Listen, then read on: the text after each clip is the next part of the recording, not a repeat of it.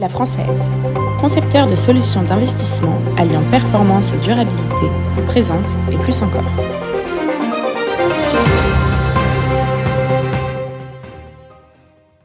Commençons par un petit clin d'œil au nouveau directeur général de Aon France, Franck Levallois. Lorsqu'il était directeur général de France Assureur, lors de ses points presse mensuels pour commenter la collecte de l'assurance vie, épargne retraite incluse, il lui arrivait parfois d'évoquer le nombre de jours ouvrés pour justifier les variations. Alors je me suis dit, tiens, regardons si l'on pourra avoir des indications pour le mois en cours.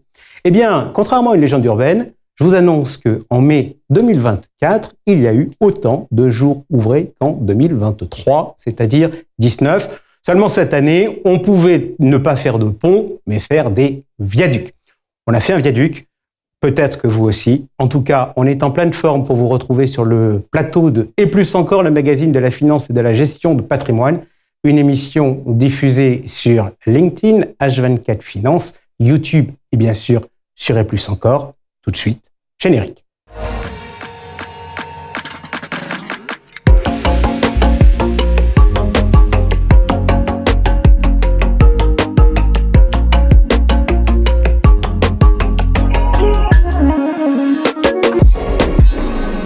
Une émission aujourd'hui à forte connotation financière. Tout de suite, le sommaire. On commencera avec le point marché avec Nadine Trémolière de Primonial Portfolio Solutions. On parlera avec elle naturellement de ce qui s'est passé au mois d'avril, mais également de ce qui s'est passé en début de mai, parce qu'il s'est passé pas mal de choses. L'homme dans l'actu, ce sera Bertrand Haut, le directeur général de Cellentia, donc nouveau nom d'Ageas France depuis son rachat par la Carac. Il nous expliquera ses ambitions. Notre débat sera consacré à l'assurance vie et à la retraite avec nos invités Nicolas Fleuriot, directeur du développement de l'UMR, et François-Régis Bernicot, le président du directoire de Suravenir. On est très financé, mais croyez-moi, j'aurai quelques petites questions sur le non-coté à leur poser, notamment sur la loi Industrie Verte et sur ce qui se passe sur les SCPI et l'assurance vie. Et puis, naturellement, il sera avec nous pour son journal décalé. C'est Georges Delataille. On attaque tout de suite avec le point marché. Le point marché avec fidèle au poste Nadine Trémolière. Nadine, notre dernière, pour ceux qui sont fidèles, notre dernière intervention le mois dernier, ça avait été un peu une réunion de travail. On s'était dit, oui, vu l'environnement, est-ce qu'il faut faire un arbitrage, est-ce qu'il faut pas en faire? Une fois que vous avez quitté le studio et que vous avez retrouvé les équipes, vous avez pris quoi comme décision? En fait, on n'a pas changé la poche action, donc on est toujours à 20% de notre exposition.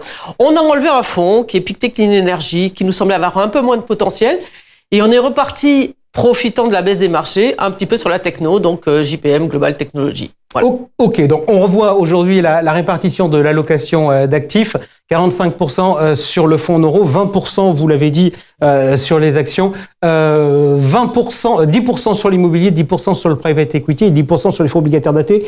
Avril a été un mois un peu compliqué en termes de performance avec un léger recul. On a mangé une partie de ce qu'on avait gagné les 2 mois précédents. Oui, les 5 mois précédents, rappelons-nous, depuis novembre, le marché était quand même relativement très fort. Voilà, on a eu une petite pause avec un certain nombre de raisons, on va dire, un petit peu techniques à ce moment-là. Peut-être c'était la période où on attendait les résultats des entreprises, il n'y avait pas grand-chose comme nouvelle macroéconomique. Et puis rappelez-vous que peut-être petit à petit, tout le monde se faisait du souci sur le fait que les banques centrales étaient en train de retarder leur assouplissement monétaire. Alors on va regarder justement, si vous le voulez bien, on va regarder le tableau des taux d'intérêt. Je l'ai un peu changé, Nadine, ce mois-ci. Vous savez que la règle qu'on avait traditionnellement, c'était de regarder les chiffres fin de mois. Étant donné que on m'a fait le pont et que nous sommes aujourd'hui le 14, non seulement on a regardé les chiffres jusqu'à fin avril, mais on a également mis les chiffres du mois de mai sur les 10 premiers jours. Lorsque je regarde ce tableau-là, moi je me dis quand même, ouais, ça monte, ça baisse. Je suis presque un peu surpris parce qu'on attendait en début d'année plein de baisses des taux d'intérêt. On a cru comprendre quand même qu'on en aurait beaucoup moins que prévu. Et pour autant, lorsque je regarde entre fin avril et aujourd'hui, les taux, ils avaient fortement monté en avril et depuis 10 jours, ils ont baissé. Est-ce que vous pouvez m'expliquer? Jérôme Powell. Jérôme. 1er mai. Le 1er mai, tout le monde était en vacances et lui, il a parlé. Et quelque part, il a, à mon sens, ressuscité un peu ce qu'on appelle le Fed put. C'est-à-dire qu'il n'a pas annoncé explicitement qu'il allait baisser les taux très rapidement, mais il a annoncé quand même une baisse du quantitative tightening. Donc il est en train de dire au marché, si les choses vont moins bien, je serai là pour vous supporter. Je pense que c'est ça qui a été un peu le point d'inflexion d'un marché qui était plutôt, on va dire, un peu tiraillé entre effectivement des nouvelles macroéconomiques qui étaient qui laissaient penser que les assouplissements monétaires allaient être retardés, des résultats d'entreprise fin avril qui étaient plutôt très bons, donc il était un peu tiraillé entre les deux, et je crois qu'il a remis un peu la dose d'optimisme que tout le monde attendait, et c'est pour ça que les marchés, depuis le 1er mai, se sont redressés, à la fois sur les taux et à la fois sur les marchés actions. Pourquoi on avait besoin de cette dose d'optimisme? Est-ce que c'est un sujet économique? Est-ce que c'est un sujet politique? Powell, il joue quoi? Il joue le fait que les marchés craquent pas? Oui, je pense que déjà, il joue un petit peu, quelque part, un peu la réélection de Biden. Hein, je dirais, tout le monde pense que si Trump était réélu ou était élu, il pourrait sauter, hein, ça pourrait lui coûter son poste. Donc, malgré tout, je pense qu'il supporte invisiblement, si je peux dire comme ça, invisiblement, je ne sais pas si c'est le bon terme, mais la réélection de Biden, oui. Ok, on regarde tout de suite maintenant ce qui s'est passé du côté des actions, avec un mois d'avril dans le rouge. Ça faisait bien longtemps qu'on n'avait pas vu ça. Oui, mais ce que je disais, c'est-à-dire que on avait quand même beaucoup monté en début d'année et en fin d'année dernière sur l'anticipation de 5-6 baisses des taux en 2024. Et puis petit à petit, au mois d'avril, on a réalisé que ces assouplissements monétaires seraient moins nombreux. Et il y avait même certains économistes qui commençaient à parler de pas d'assouplissement du tout en 2024. Je parle des États-Unis. Hein. Donc le marché. Voire même certains qui envisageaient qu'il puisse y avoir une remontée des taux. Exactement. À un moment, on a presque même pensé que devant la résilience de l'inflation, il pourrait y avoir une hausse des taux. Donc effectivement, ce sont ces éléments-là qui ont fait que le marché, quelque part, a commencé à prendre des bénéfices sur la hausse importante quand même des 5 derniers mois. Et puis, je vous dis, Jérôme Powell est arrivé de nouveau comme un sauveur. Quand on est gérant diversifié, on aime bien la décorrélation des classes d'actifs. Là, vous avez le sentiment que les classes d'actifs sont en train de se recorréler fortement? Oui, oui, bien sûr. C'est exactement ce qu'on a vu au mois d'avril et qu'on voit d'ailleurs au mois de mai. C'est-à-dire que quand les marchés de taux se tendent, c'est-à-dire quand les obligations baissent, les taux montent, les actions baissent, et vice-versa dans l'autre sens. Dès qu'on a un peu d'assouplissement monétaire ou d'assouplissement de la courbe obligataire, on a des marchés actions qui sont plutôt à la hausse. Donc effectivement, pour un gérant diversifié, c'est soit tout blanc, soit tout noir, donc c'est un peu plus difficile. Là, on parle de la relation entre les taux et les actions. Dans les actions, il y a un autre élément qui est important, c'est les résultats des entreprises. Les résultats des entreprises, vous les jugez comment? Bon, ils ont été bons. Ils ont été bons, encore une fois, j'ai envie de dire. Ils ont été plutôt bons, même supérieurs à ce que les analystes attendaient. Alors justement, vous dites ça m'interpelle. D'habitude, on fait ce point marché avant le point papier que vous publiez à destination des CGP que reçoivent tous les CGP qui travaillent avec vous. Là, comme on est tard dans le mois, vous avez d'abord publié votre papier et je vous accueille aujourd'hui. Je voudrais vous faire réagir à une phrase que vous avez écrite. Je voudrais que vous me l'expliquiez. Non pas qu'elle n'est pas claire, mais elle sous-entend un certain nombre de choses. Cette récurrence des publications toujours plus positives pourrait laisser à penser que les entreprises orchestrent de mieux en mieux leurs relations avec les analystes des banques en sous-estimant régulièrement leurs attentes pour les surprendre positivement lors des annonces de résultats. Je pense que c'est clair, il n'y a pas forcément de commentaires.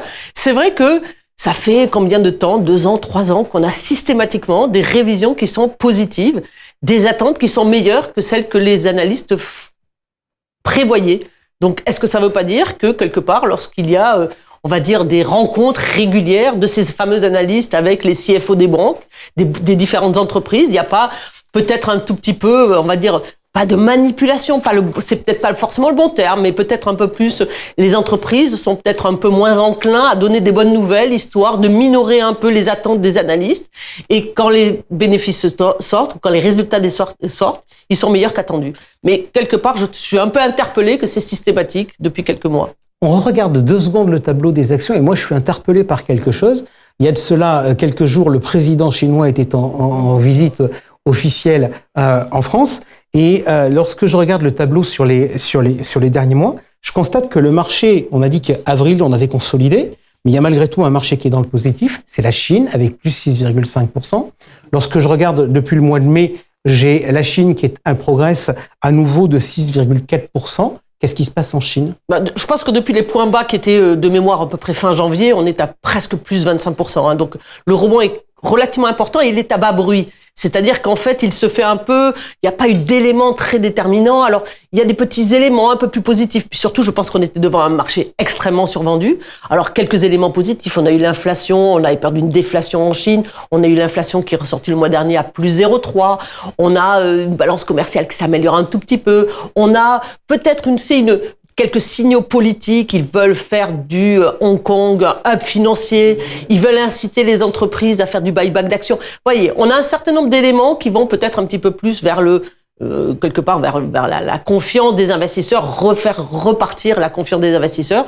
Les consommateurs, ce sera peut-être un peu plus long, mais au niveau des investisseurs, on sent que quelque part, il y a un peu plus d'appétence sur le marché chinois et ça se traduit par une hausse des marchés. Donc, on porte une poche marché émergent dans la partie action, on a plutôt tendance à la conserver? Oui, parce que pareil, ça apporte vraiment cette décorrélation. Jusqu'à maintenant, ça a été plutôt une décorrélation qui n'était pas forcément très positive, mais en ce moment, je pense qu'elle est en train de marcher ou elle risque de marcher dans les semaines prochaines comme une poche positive. Pour le reste, pas d'arbitrage ce mois-ci? Non, on ne change pas, non. Super, merci beaucoup Nadine. Tout de suite, l'homme dans l'actu.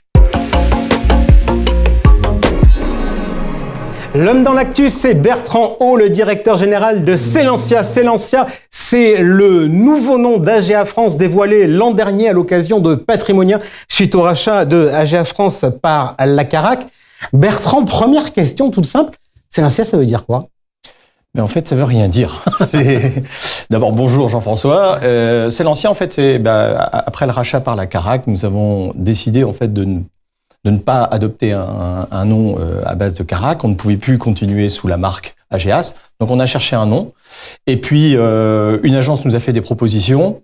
Selensia, on a trouvé que ça sonnait bien. C'est à la fois... vous avez s'élancer, l'élan, et puis il y a un côté un peu féminin, assez comme nom.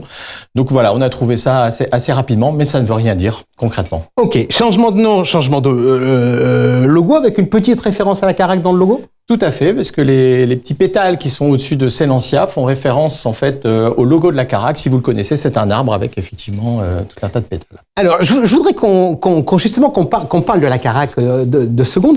On a souvent dans cette émission, notamment dans le mercato, on annonce des opérations capitalistiques où il est souvent question d'acheteurs en étant des fonds d'investissement. Vous êtes racheté par un assureur, je dirais pas une assureur spécifique, une mutuelle. Qu'est-ce que ça apporte?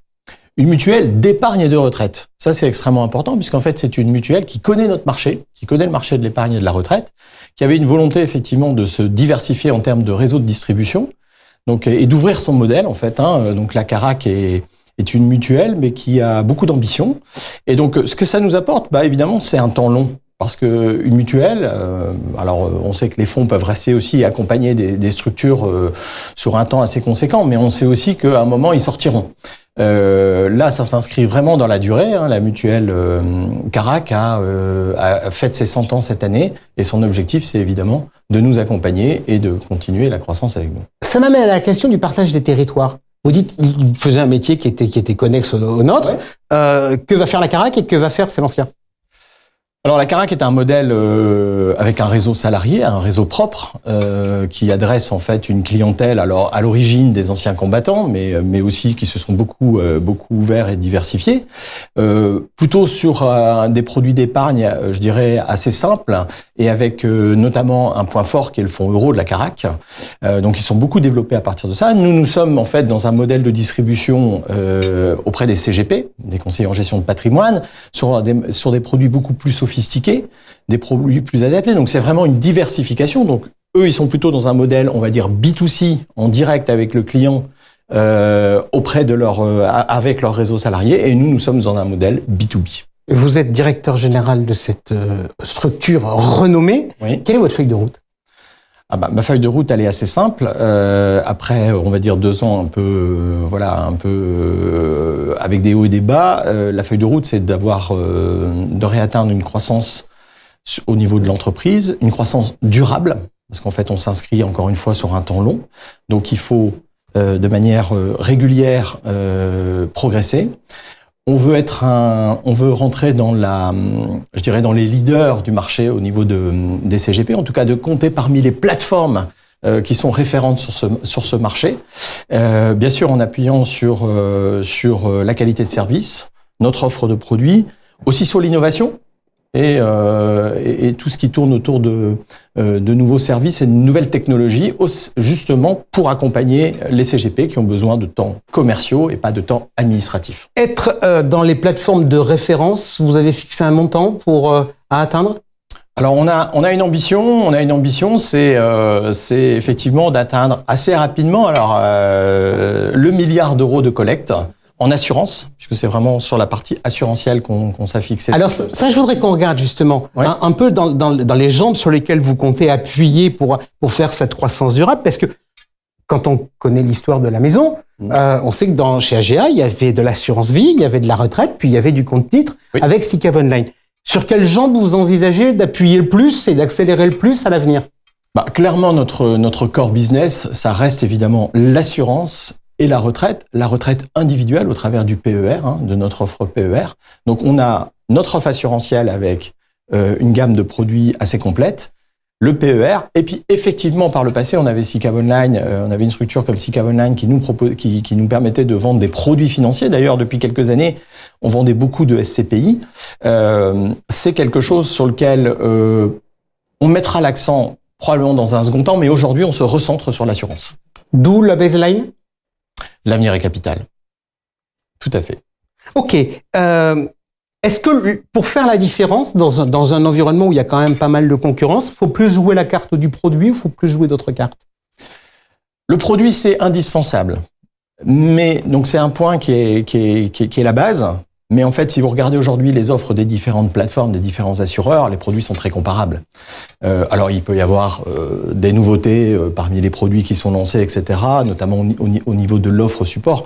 Je pense que ce qui va faire la différence, et ce qui fait déjà la différence aujourd'hui, et on le voit sur les plateformes qui marchent bien, c'est la qualité de service. C'est l'accompagnement qu'on peut avoir auprès du CGP dans la relation régulière qu'il a avec la plateforme ou la compagnie d'assurance. C'est le service qui va, je pense, faire la différence pour le faire. Est-ce que vous avez des progrès à faire ? Oui, clairement, on a des progrès à faire. Nous avions, on avait un peu décroché en termes de qualité de service. Faut être tout à fait transparent. Aujourd'hui, on a fait d'énormes progrès. Ça fait déjà 1 an et demi, 2 ans qu'on y travaille. D'ailleurs, on voit déjà les premiers résultats clairement. Évidemment que nos efforts doivent se poursuivre et qu'on doit continuer à améliorer l'ensemble de ces sujets. Dans les cartons, vous m'avez parlé tout à l'heure aussi d'innovation. Vous nous avez dit que c'était important. Sur quelle voie vous travaillez ? Aujourd'hui, on est en train de regarder, de développer tout un tas de facilités, notamment avec l'APIsation de services. Donc ça fait partie des projets que nous avons dans les cartons.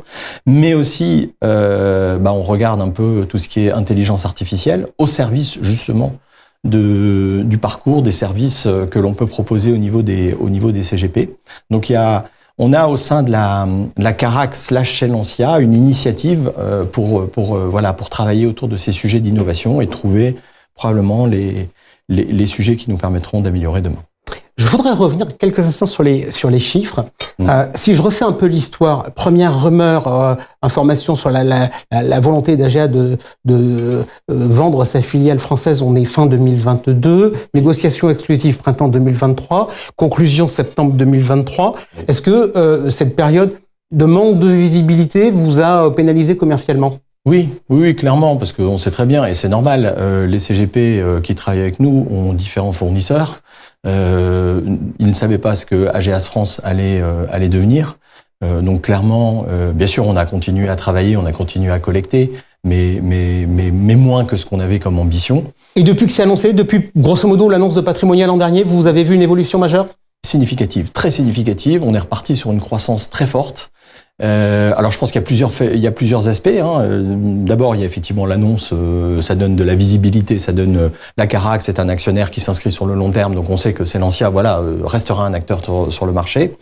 Il y a nos efforts en termes de qualité de service qui ont commencé effectivement à donner des résultats.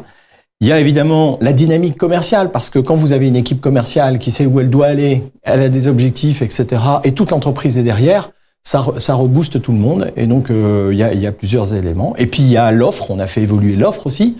Évidemment, comme beaucoup de concurrents, on a une offre avec du taux boosté aujourd'hui qui nous accompagne aussi dans ce développement. Le milliard, c'est pour quand? Le milliard, c'est pour 2026. Ok. Pour conclure cet échange, je voudrais vous montrer une photo. Regardez cet homme. Oui. Daniel Collignon. Quel est le rapport avec... Quel est le rapport avec Célestia? Daniel a rejoint notre conseil d'administration en tant que personne qualifiée. Vous savez très bien qu'il a œuvré sur le marché de la gestion de patrimoine depuis 40 ans. Et donc, on a trouvé que c'était très intéressant dans cette phase et cette étape pour l'entreprise de redynamisation, etc., d'être accompagné d'une personne qualifiée comme Daniel. Voilà. Bertrand Haut, merci beaucoup de toutes ces précisions sur vos projets. On suivra ça de près. Et tout de suite, c'est le journal décalé de Georges Lataille. La Française, concepteur de solutions d'investissement alliant performance et durabilité, vous présente le journal décalé.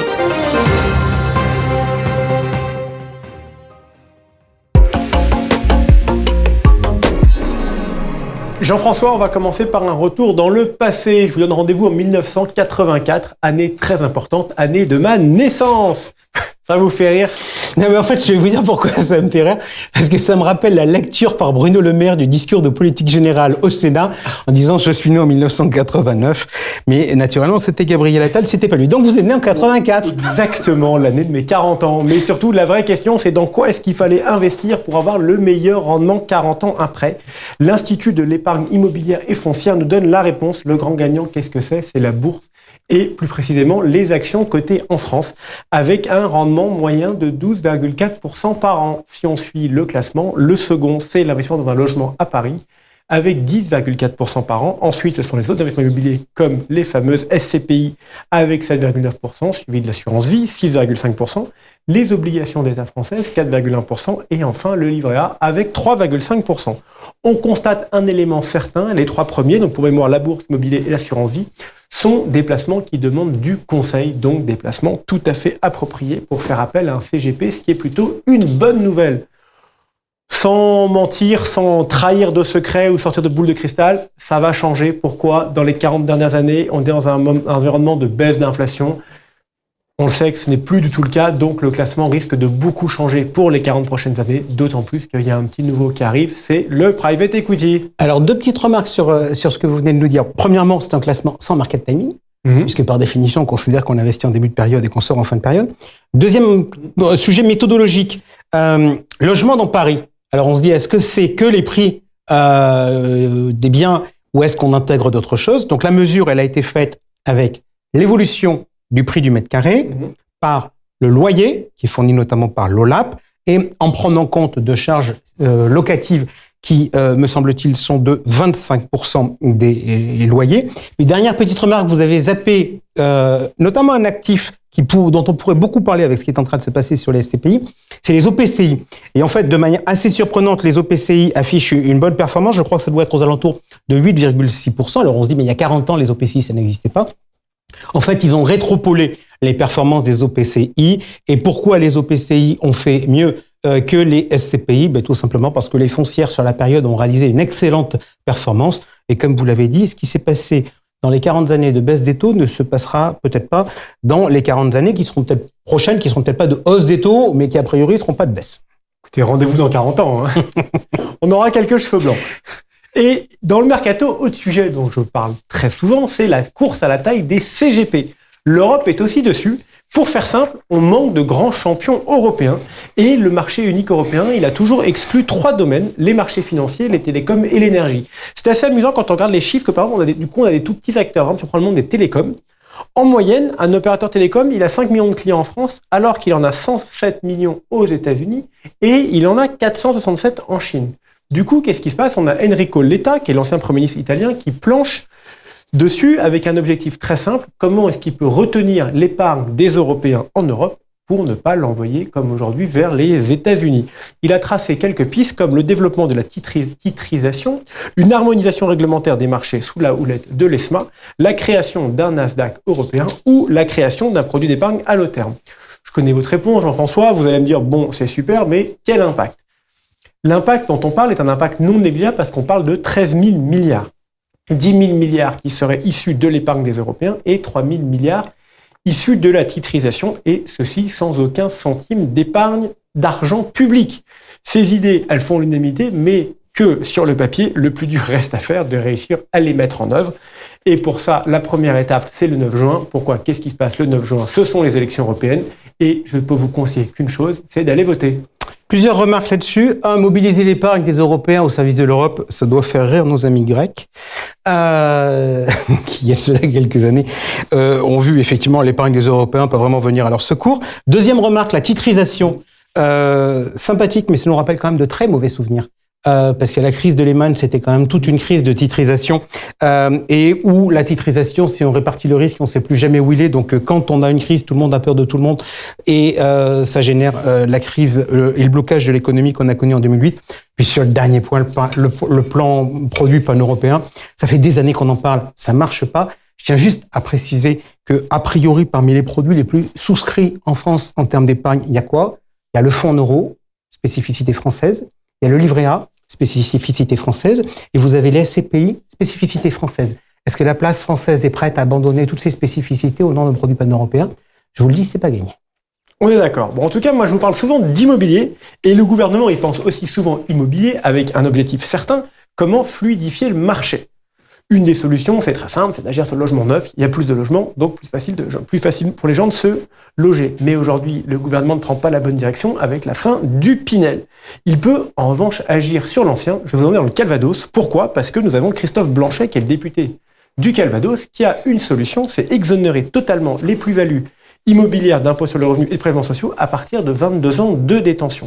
Pourquoi faire ça ? Pour encourager les détenteurs, encourager les vendeurs potentiels à mettre leurs biens sur le marché et à fluidifier le marché avec une offre plus abondante. Dans cette période de disette budgétaire, c'est pas gagné que ça passe, mais on peut quand même se dire que le gouvernement teste des idées parce que Christophe Blanchet, il est un député MoDem, donc un député de la majorité, et donc il a probablement l'accord du gouvernement pour lancer cette idée. Il agit certainement en tant que poisson pilote. On peut donc imaginer que le gouvernement pourrait faire des annonces. De même, on attend toujours le remplaçant du Pinel et on a bon espoir qu'ils annoncent quelque chose avant la fin de l'année. Et il y a de l'espoir. Pour finir, Jean-François, on va continuer dans l'espoir. J'ai lu partout dans la presse que le PER est un énorme succès. L'annonce de Bercy est reprise partout. Ils annoncent quoi ? À fin 2023, plus de 100 milliards d'encours et plus de 10 millions de titulaires. Connaissant un peu les politiques et ayant été un peu biberonné par vous là-dessus, Jean-François, j'ai essayé de creuser un peu. En plus des PER, il reste quoi ? Il reste l'encours de tous les anciens produits de retraite. Donc l'encours global de tous les produits de retraite à fin 2023, il est de 290 milliards. En 2019, avant le lancement du PER, il était de 230 milliards. L'argent dans les PER, il est placé. Quand on regarde les marchés financiers, ils ont gagné en moyenne 4,2% par an sur ces 5 dernières années. Donc finalement, quand on fait un petit calcul, on serait plutôt sur une croissance nette de 20 milliards, donc assez loin des 100 milliards. Le PER, c'est donc bien sûr, il est en croissance, mais il est surtout en croissance au détriment des autres produits de retraite. C'est donc un bel effet d'annonce, mais finalement, les chiffres ne sont pas si beaux que ça. Allez, 2 bonnes nouvelles. Une pour Bruno Le Maire, la France n'est pas dégradée. Et une pour moi, vous venez de faire ma transition pour le débat. Merci, Georges. Allez, notre débat assurance vie et épargne retraite, les bons filons. On va essayer de réfléchir sur tous ces sujets-là avec nos invités. François-Régis Bernicot, président du directoire de Suravenir en direct de Brest. Bonjour François-Régis. Bonjour Jean-François. Avec nous également Nicolas Fleuriot, directeur du développement de l'UMR. Bonjour Nicolas. Bonjour Jean-François. Allez, on attaque si vous le voulez bien. Un point commun entre vous deux, on pourrait se dire, tiens, 2 acteurs, où est-ce qu'il est allé trouver des points communs entre eux ? Moi j'en ai trouvé un, c'est les partenariats. Vous êtes 2 acteurs qui nouent des partenariats. On va commencer par les vôtres, à l'UMR. Vous bossez avec qui ? Eh bien, on bosse avec Laplace, Mesker, Placement Direct, MGEN, Harmonie Mutuelle, pour ne citer que quelques-uns. Parce que rappelons quand même que l'UMR est un spécialiste de l'épargne retraite individuelle. Nous ne faisons que ça, c'est notre activité exclusive. 11 milliards d'euros, 371 000 adhérents. Société à mission, faisons partie du groupe Vive. Et donc, nous avons pour ambition d'apporter l'épargne retraite au plus grand nombre, tout simplement parce que tout Français devrait avoir un PER dès jour 1 de sa vie professionnelle. Et donc, on s'intéresse à la fois au grand public, à la fois au patrimonial, et donc aux distributeurs qui touchent ces segments. Avec une caractéristique de votre offre, des produits de type multi-support et également des produits de retraite à points. Exactement, une gamme complète, points, multi-support, grand public, patrimonial, clé en main et PER dédié. Et c'est là-dessus le cœur de notre proposition de valeur. François Régis, on parle maintenant des partenariats de Suravenir. J'ai le sentiment, alors vous me dites si vous êtes d'accord avec moi ou pas, que on vous revoit à nouveau. On a vu Suravenir beaucoup à une certaine époque, quand vous voyez un peu moins, et vous avez de plus en plus souvent l'occasion de réunir la presse pour annoncer de nouveaux accords. C'est vrai, alors Suravenir, c'est la compagnie d'assurance vie de personnes du Crédit Mutuel Arkea, et on a par nature en fait une tradition de faire on a une dynamique commerciale externe qui est très importante. Aujourd'hui, 2/3 du chiffre d'affaires de Suravenir dépend de réseaux de distribution qui sont externes au Crédit Mutuel Arkea. Donc on est un banque-assureur un peu particulier. Alors c'est pas que des partenariats, puisque dans ce que vous comptez dans les 2/3, il y a d'un côté des partenariats, mais il y a aussi une activité qui est menée par Viplus. Par Viplus, moi je la compte dans les partenaires parce que c'est des partenariats avec nos amis CGP qui représentent aujourd'hui quasiment la moitié de la collecte de Suravenir. Donc c'est vrai que sur la partie Internet, qui est aussi une partie importante de notre activité commerciale, puisque ça représentait 25% de la collecte en 2023, on avait eu la tentation ces dernières années de se concentrer sur nos partenaires actuels et on a souhaité depuis 2 ans, on a souhaité se remettre sur le marché et donc on a lancé deux partenariats l'année dernière. Il y en a encore d'autres lancements qui se profilent en cette année 2024. Et aujourd'hui, vos partenariats, c'est plus assurance vie, c'est plus retraite? C'est les deux. On est aussi présent sur le terrain et on est très attaché à ce produit. Peut-être qu'on aura l'occasion d'en parler un petit peu plus tard. Mais on reste marqué quand même beaucoup sur l'assurance vie puisque l'épargne, de manière générale, c'est 75% du PNA de Suravenir. Et l'assurance vie, c'est 90% de la collecte. Ok, alors justement, match un peu assurance vie retraite. J'adore taquiner France Assureur dans la publication de ces chiffres, puisque France Assureur donne des chiffres globalisés entre l'assurance vie et l'épargne retraite sans différencier. Alors, j'ai regardé les chiffres de 2023 de source ACPR. La CPR nous dit l'assurance vie, stricto sensu, a décollecté 2,3 milliards. France Assureur nous dit ça a collecté 2,4, ça a décollecté, ça a collecté 2,4 milliards. Donc, je voudrais qu'on essaie de regarder un peu les dynamiques sur les différents marchés. Déjà, chez l'UMR, comment s'est passé votre exercice 2023 en collecte et en affaires nouvelles? Très bien, sur les deux domaines. Et on peut que confirmer la dynamique marché, 10 millions de détenteurs de PER, 300 milliards d'encours. Et donc, nous, concrètement, en termes d'affaires nouvelles, chaque année depuis 3 ans, on double le nombre d'affaires nouvelles. On y voit aussi l'effet de la réforme des retraites. Ça nous donne une collecte globale en croissance et en particulier sur les partenariats qu'on vient d'évoquer. François Régis, quid de la situation de Suravenir? De mémoire, j'avais le souvenir que le début d'année 2023 avait été relativement difficile. Comment s'est terminée l'année? Elle s'est terminée bien mieux que le début d'année. On était très contents de la fin d'année 2023 puisqu'on a progressé, la collecte a progressé de 4%, donc se situant à un niveau à plus de 4,6 milliards, ce qui est un niveau, c'est pas le record historique de Suravenir, mais on n'en est pas très loin. Et en ce début d'année, par contre, là, la collecte est bien plus dynamique. On est en progression de 23% en ce début d'année. Si on regarde les canaux, chez vous, donc il y a le canot bancaire Arkea, il y a ce que vous appelez réseau externe, que moi je vais dissocier en deux. D'un côté, la partie Viplus et d'un autre côté, la partie Internet. Est-ce qu'il y a des différences? Notamment, il y a un sujet sur la partie bancaire.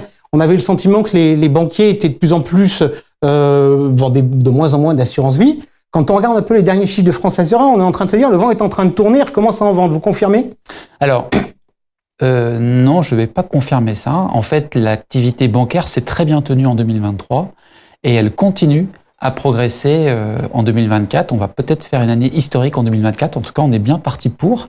C'est sur l'activité sur Internet où on avait, nous, le plus souffert en 2023. C'est là où on avait régressé en 2023. Et là, la bonne nouvelle de 2024, c'est que l'activité se redresse nettement, y compris sur Internet. Et ce qui est caractéristique, en tout cas pour l'activité de Suravenir, encore une fois, on a un prisme important. La moitié de l'activité est réalisée sur les CGP. Et on a passé un cap symbolique l'année dernière. On avait passé le cap symbolique de 2 milliards d'euros de collecte brute allègrement. Et on est encore en progression cette année 2024, y compris sur le marché des CGP. Nicolas, quelle est la tendance chez vous sur ce début d'année 2024? Et est-ce que vous voyez, parce que vous nous avez expliqué que vous avez différents canaux de distribution, Mescart, Cristal, c'est de la clientèle patrimoniale, MGEN, c'est de la clientèle plus mass market. Est-ce que vous voyez des différences de saisonnalité entre les clientèles? Alors oui, on voit une différence sur les PER grand public. On est beaucoup plus en gestion pilotée et en versement programmé. Donc les choses sont assez lissées et installées. Là, on a une part de transfert beaucoup plus forte sur les patrimoniaux. Et donc, alors, la chasse au transfert est ouverte toute l'année, mais on voit qu'on a une accélération progressive tout au long de l'année. Ok. L'un des sujets majeurs qu'il y a eu cette année, qui peut potentiellement justifier l'évolution favorable que constate France Assureur, c'est que pour la première fois depuis bien longtemps, les taux du fonds euro sont repartis à la hausse. Je voudrais qu'on fasse un point sur le sujet. Quelle est la situation des taux chez vous, chez Suravenir, et quelle est votre stratégie sur l'un des phénomènes de place, c'est-à-dire les taux boostés? Alors, c'est clair que depuis 2 ans, depuis que les taux ont remonté, Suravenir s'est adapté comme l'ensemble du marché. On a remonté les taux de rendement servis aux assurés. On a utilisé aussi la réserve de participation bénéfice pour amplifier ce mouvement dans des proportions limitées, puisqu'on a repris 30 cents en 2022 et 40 cette année. Et ça va continuer, je pense, au cours de l'année 2024 avec une inconnue.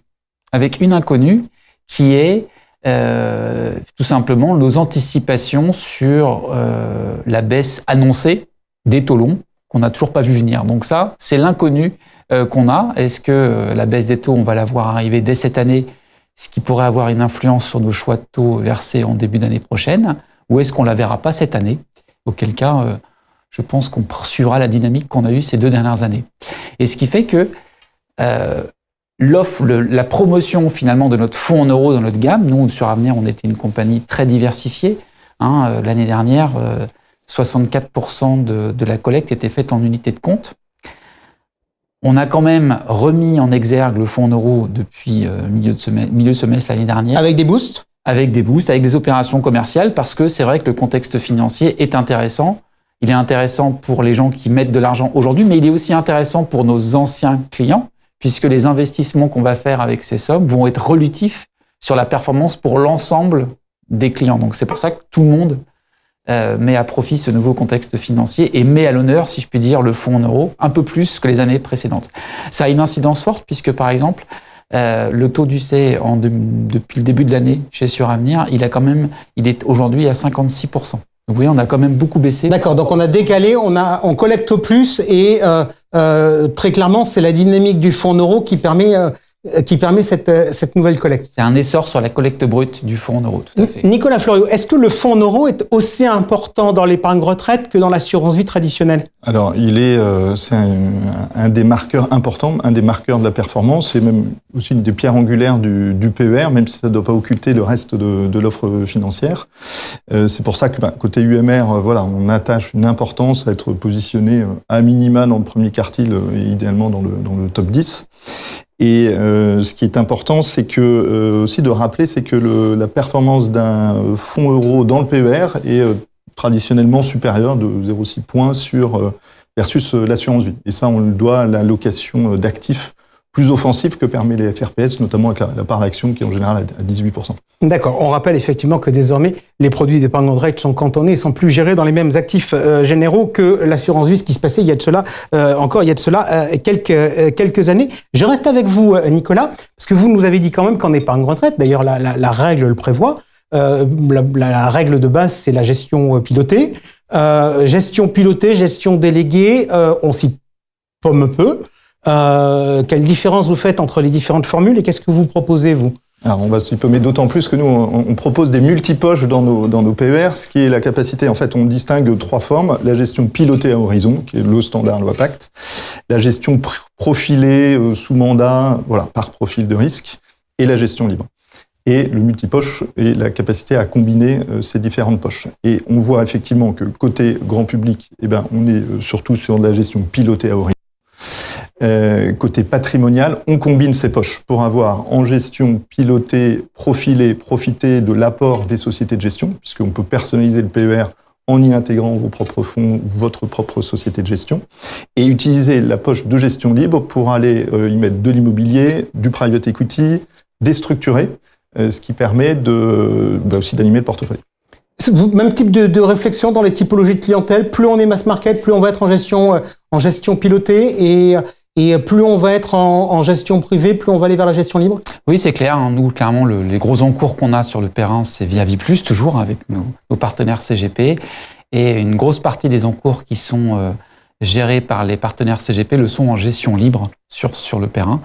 Maintenant, on continue à enrichir nos offres de Perrin. Avec nous, on a un credo sur le mandat d'arbitrage. On a beaucoup de partenariats avec des sociétés de gestion, justement pour mettre à disposition de nos partenaires distributeurs et de leurs clients des offres de gestion conseillée qui peuvent être thématiques, en plus des profils qui sont, réglementaires.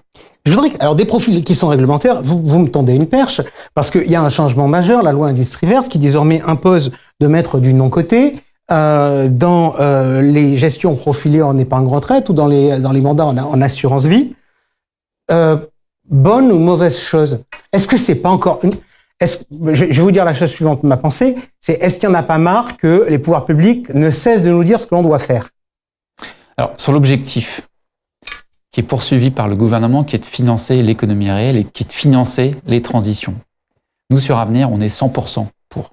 On est 100% pour. Sur la méthode, en revanche, qui consiste à dire dans les allocations, on met une couche de non-coté, on aurait préféré, pour être très transparent, on aurait préféré rester sur une pratique de gestion libre, où on pouvait choisir et mettre à disposition les unités de compte qui sont sélectionnées par les assureurs. Ce que vous aviez fait d'ailleurs sur Viplus, par exemple, sur la gamme tremplin. Exactement. C'était exactement ce qu'on avait fait sur la gamme tremplin. Maintenant, le gouvernement en a décidé autrement pour, je pense, massifier les flux. Ok, à bon entendeur, salut. On va assurer la liquidité sur cette frange-là des investissements. Mais ce qu'il faut retenir, c'est que sur l'objectif, aujourd'hui, le texte Industrie Verte, c'est donner du sens à l'épargne des clients, c'est mobiliser de l'épargne, mobiliser des financements dont l'économie française et l'économie en général a besoin, parce que la transition économique, ça coûte cher.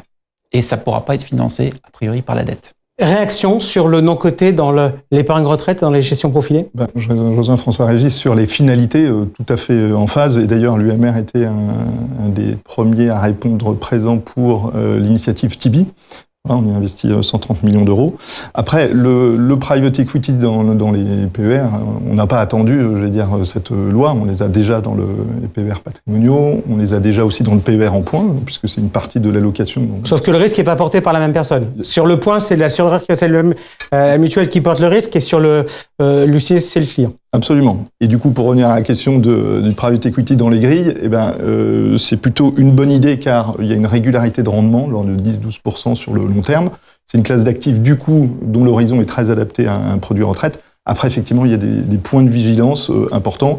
L'importance de bien sélectionner les fonds, veiller à leur diversification.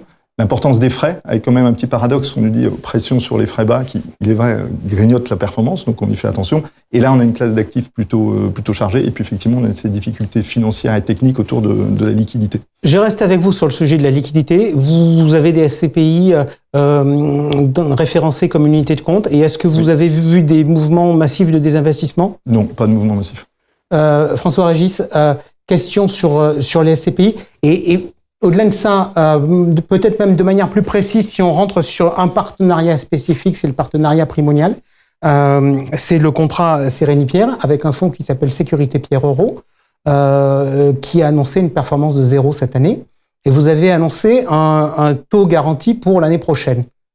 Vous pouvez m'expliquer tout ça? Alors, en fait, on avait historiquement un fonds en euros spécifique avec une allocation immobilière prononcée. C'est le fonds Sécurité Pierre Euro. Il y avait 50% d'immobilier dedans. Donc, évidemment, cette classe d'actifs, elle a particulièrement souffert l'année dernière, ce qui fait qu'effectivement, on n'a pas souhaité soutenir le taux de façon abusive. Donc, on a laissé la vérité des prix de marché et on a effectivement servi une performance à 0 sur ce fonds-là l'année dernière. Donc, pour rassurer les clients, on a effectivement mis en place une offre de taux garanti qui est à 2, donc à minimum 2. On servira à minimum 2 pour tous les assurés qui seront restés au 31-12 2024. Donc ça, c'est un fonds en euros. Hein. Donc là, c'est l'assureur qui porte non seulement la liquidité, mais la garantie en capital. On est d'accord, ce fonds en euros, il est fermé? Ce fonds en euros est fermé depuis longtemps. Depuis 2020, il est fermé. Ok. En revanche, le contrat, lui, reste... Le contrat, il reste ouvert. Et Primonial reste un très gros partenaire de Suravenir. Aujourd'hui, ce contrat Sérine-Pierre, vous avez au-delà de ce fonds, vous avez l'actif général de Suravenir qui est présent comme le fonds en euros. Puis vous avez un certain nombre d'unités de compte, notamment des unités de compte qu'on vient de lancer avec des partenaires de premier plan, comme Capza, où on vient de lancer une unité de compte en dette mezzanine. Donc c'était un accompagnement pour eux aussi, puisque c'était une société de gestion qui était dans le domaine des investisseurs institutionnels et qui va passer sur le marché de retail. On est très content de les accompagner. On a fait la même chose ici sur ce contrat avec Edram. Donc vous voyez, c'est un contrat sur lequel on continue d'innover avec les équipes de Primonial. Je reste avec vous puisqu'on évoquait la contrainte réglementaire de la loi Industrie Verte. Il y a une autre contrainte réglementaire, c'est la CPR qui avait gentiment fait passer le message à la profession en disant les gars, il va falloir que vous fassiez un peu le ménage parce que vous avez trop d'unités de compte qui rapportent pas assez pour le client et trop pour le système. C'est la value for money. Comment s'est passée la séquence des référencements chez vous? Ça a eu un effet majeur? Oui, ça a eu un effet important. Alors déjà, ce qu'il faut se dire, c'est que la CPR, elle a fait confiance au marché. Elle avait d'autres choix, elle a fait confiance au marché, donc c'est un peu normal. Nous, on est un acteur du marché, on est très ouvert sur l'extérieur. On a 2/3 de la collecte, encore une fois, fait par des partenaires externes. On avait un taux d'UC très élevé, 64%. Donc, on s'est senti d'autant plus responsable face à ce choix de la tutelle qui a fait le choix de faire confiance aux acteurs. Donc, on a appliqué la démarche qui avait été négociée sous l'égide de France Assureur, qui était une bonne démarche, qui consiste tout simplement à faire en sorte que quand on regarde les performances et les niveaux de frais dans les assortiments, dans les référencements d'unités de compte, eh ben on sort ceux qui sont soit les plus chargés et les moins performants. Voilà. Et ça représentait environ, quand on met tout bout à bout, on a déréférencé 25% de l'ensemble des unités de compte qui étaient référencées chez Suravenir. Quid de la situation chez l'UMR? Vous avez une gamme qui est de combien à peu près d'unités de compte? À peu près 150 UC, donc voilà, on n'a pas la même ampleur de phénomène. Et ça, c'est une volonté forte d'avoir une offre restreinte, et d'ailleurs qui est partagée par tous nos partenaires, en offre restreinte, focalisée en architecture ouverte. Ok. Est-ce que justement cette offre, c'est vrai que certains acteurs disent l'étendue de mon offre, c'est une prestation que j'offre, c'est un plus en termes de concurrence. Vous considérez qu'on peut vivre avec une offre plus limitée? Le delta, il doit se faire sur quoi? Sur des services? Absolument, parce que l'effet catalogue nuit tout le monde. Et effectivement, là, on a beaucoup parlé, et c'est logique, c'est très central des aspects financiers.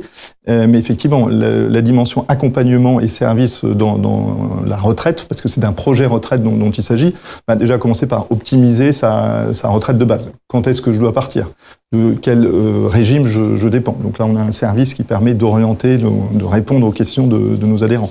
On a la transition aussi vie professionnelle retraite. Donc là, on propose des stages pour faciliter cette transition. On a aussi le logement qui est au carrefour de tous les sujets retraite. D'abord parce que il faut être propriétaire de son logement une fois à la retraite, et puis peut se poser des questions de liquéfier son patrimoine. Donc on a une offre viagée là depuis 10 ans. Cette année, on propose un bouquet de rénovation énergétique pour que les personnes puissent rester dans un logement sain pendant les 20-30 ans que va durer leur vie à la retraite, tout en baissant leurs dépenses. Et donc on voit que sur ces différents sujets, sans être exhaustif, on voit que la retraite, ça s'anticipe dès aujourd'hui. Et je crois que sur ce plateau, on a tous une utilité sociale forte pour aider nos clients à se responsabiliser sur ce sujet et à anticiper. Utilité sociale forte, j'ai noté ce mot-là. Je vais vous poser à tous les deux une dernière question en vous demandant une réponse courte. Finance durable, utilité sociale pour la société en général, parce qu'on a besoin de financement. Quid de votre stratégie en la matière? Puis comme ça, une petite réaction sur une initiative de place. C'est Spirica qui a annoncé le lancement d'un fonds climat. Qu'est-ce qu'il faut en penser? D'abord, finance durable incontournable, et c'est un sujet qu'il faut voir à deux horizons. D'abord parce qu'il y a une attente d'une partie des Français qui ont bien compris que leur choix d'investissement, leur choix de consommation avait un impact. C'est aussi pour ça que vous êtes société à mission? Et c'est aussi pour ça qu'on est société à mission, et donc c'est toute la stratégie d'investissement durable qui se déploie derrière. Donc oui, il faut y répondre. Après, à court terme, on peut voir que effectivement, avec la remontée des taux, avec des biais sectoriels, quand vous retirez du charbon thermique, forcément, il y a des secteurs dont vous vous privez. Par contre, à long terme, on est absolument convaincu que ça n'aura pas d'impact sur le lendemain parce que tôt ou tard, ces secteurs seront délaissés. Donc, on est confiant dans ce choix. François-Régis, votre réaction là-dessus, et je vais moduler ma question Spirica. Est-ce que vous avez réfléchi à lancer de nouveaux fonds? Parce que c'est vrai qu'il y a des opportunités de marché. Et est-ce que vous vous êtes dit, c'est peut-être le moment? Alors, sur la finance durable, c'est au cœur de la stratégie de Suravenir. Tout simplement pour un sujet très simple, pour une raison très simple, c'est que ça donne du sens finalement à notre métier. Là, on mobilise encore une fois des financements, l'épargne de nos clients pour les mettre à disposition des besoins de financement de l'économie et les transitions. Et la finance durable, c'est ça. Et donc, nous, on peut être que pour, et ça nous contraint alors à deux choses pour un assureur comme nous. Premièrement, dans notre rôle d'investisseur, donc on est plus sélectif forcément dans les programmes d'investissement qu'on fait. Ça vaut pour ceux qui détiennent un fonds en euros. Et on a aussi un rôle très fort avec les unités de compte. C'est pour ça qu'aujourd'hui, on parlait tout à l'heure de réduire le référencement, mais nous, on va continuer à innover pour accompagner les sociétés de gestion et nos partenaires pour qu'on trouve des supports d'investissement sans cesse plus créatifs pour qu'ils puissent répondre à cet objectif. Concernant la question sur les nouveaux fonds en euros, est-ce que c'est le moment de lancer un nouveau fonds en euros?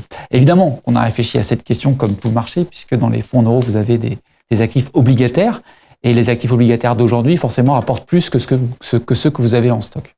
Simplement, quand vous lancez des nouveaux fonds en euros, nous on le sait, on a plusieurs fonds en euros. J'ai parlé tout à l'heure du fonds en euros Sécurité Pierrot qui est fermé, on a l'actif général de la compagnie, et puis on a un fonds spécial sur Internet, c'est l'actif dynamique. Et on sait très bien que quand vous fermez un fonds, déjà, vous n'avez plus que des sorties.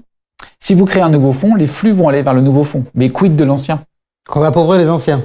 En tout cas, vous avez un risque d'appauvrir les anciens. Et donc aujourd'hui, comme nous, on est très soucieux chez Suravenir des anciens clients comme des nouveaux, eh ben pour l'instant, on n'a pas décidé de lancer des nouveaux fonds en euros. Voilà. Merci à tous les deux pour cet échange. Merci d'avoir été avec nous. On se retrouve le mois prochain, ce sera le 4 juin. On aura un débat sur la plière papier avec de nouvelles têtes. Mais pour ça, je vous invite à regarder le Mercato de Georges Delataille. C'est sur YouTube et c'est sur LinkedIn. Salut, rendez-vous en juin. Ciao.